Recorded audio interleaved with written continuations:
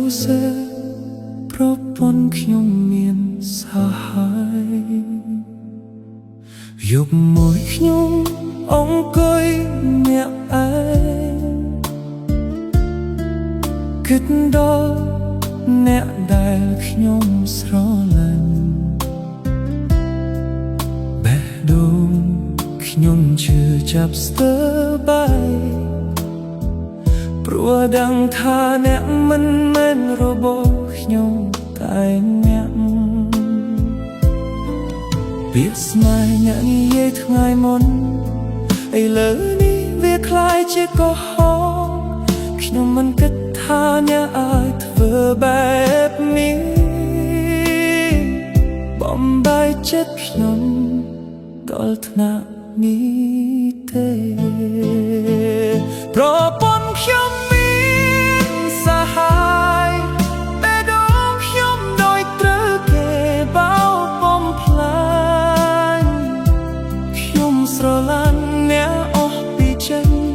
តែអ្នកទៅស្រឡាញ់អ្នកផ្សេងប្រពន្ធខ្ញុំមានសាហាយទឹកភ្នែកខ្ញុំហូរឲ្យគ្មានសំឡេងសួរថាខ្ញុំខ្វះអ្វីទៅបានជាអ្នកទៅចោលខ្ញុំបែបនេះរូបភាពចាស់ចាស់នៅតែក្នុងចិត្តពេលយើងធ្លាប់សប្បាយជាមួយគ្នាឥឡូវវាคล้ายជាការចងចាំដែលធ្វើឲ្យខ្ញុំឈឺចាប់រាល់ថ្ងៃសំឡេងអ្នកនៅតែលើក្លងត្រចៀកតែចិត្តអ្នកទៅឆ្ងាយពីខ្ញុំហើយខ្ញុំព្យាយាមរកមូលហេតុតែចុងឡើយគឺអ្នកមិនស្រឡាញ់ខ្ញុំទៀ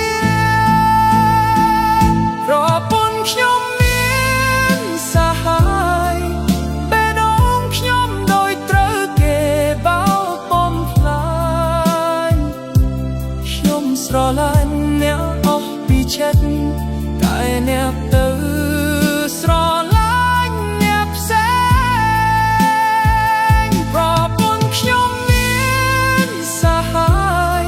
ទឹកភ្នែកខ្ញុំហូរដោយគ្មានសំឡេង